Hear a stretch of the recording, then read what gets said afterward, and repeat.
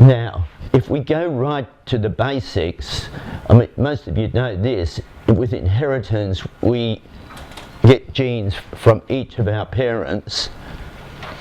So, and the other thing is, at the environmental level, we are affected from the moment we're conceived, right through pregnancy, childhood, adolescence, through adulthood. And it's forgotten, I think, very often how much environment plays a role with every one of those steps. I still see women who are pregnant who don't ascribe significance to their diet.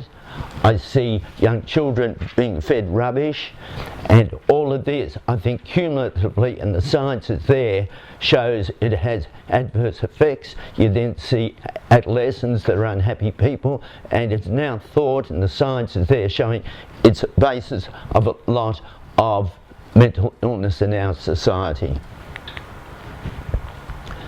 Now, the environment can affect our whole body.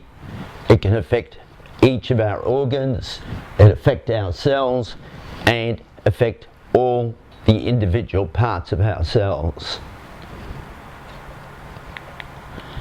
And the environmental influences I've listed there: physical, trauma, or radiation. I'm not going to go there, but I want to focus on nutrition, and I put down placental transfer and oral to gut. And I put placental transfer because, again, how you feed when you're pregnant can have such a big effect on the outcome of any progeny that you have.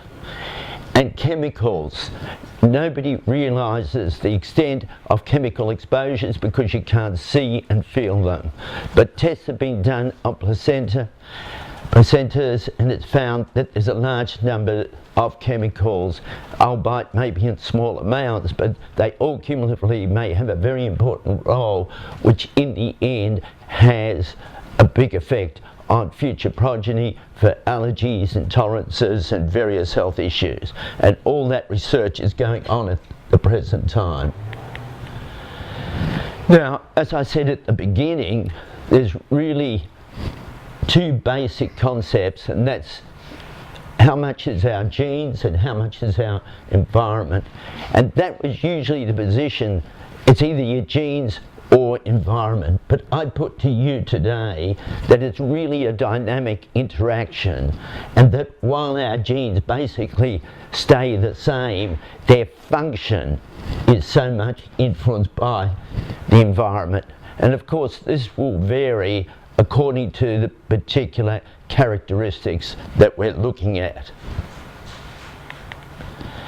Now, if we group genes, I just like frameworks because I can hold everything better in my brain, but if we take divide genes into groups, first of all there's the medical ones where a person has a specific condition, and people have heard of thalassemia and celiac disease and hemochromatosis and haemophilia, and all of that testing is very important. Then subsequent to all of that, what has grown now is the genes that give you a statistical probability of whether you're going to get, say, blood pressure, heart disease, diabetes, cancer, raised cholesterol, and so forth. And then the next group, which you may not be aware of, is what I call the pharmacological group.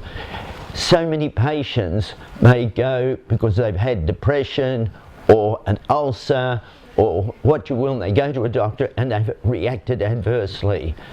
And a lot of work has been shown now that this has got not much to do with psychology or the environment, but it's actually their gene profile, which in the end determines the metabolism of those drugs. And whether you can't, and with that situation, we can now, in a large number of cases, predict whether a person is going to get side effects. And if I take a typical situation as somebody who's depressed may go to a doctor and get an antidepressant, but only get more depressed because they got an adverse reaction to the drug.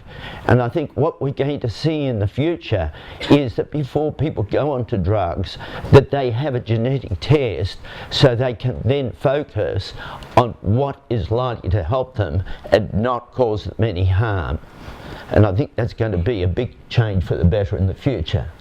And then the other group which we're going to focus on today, and the reason I put it in red, is the biochemical and cellular pathways, because this also plays a very big role and will explain a lot of issues connected with brain function and immunity and so forth.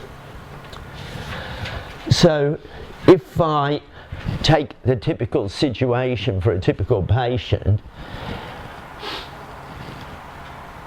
if you've got an acute problem, you get over it, it's not an issue, but what I get confronted with is chronic, complicated and difficult to treat patients. And with the usual medical model, medicine fixes a lot of things, and so the outcome is very satisfactory. But what I often see is where the outcome is not satisfactory.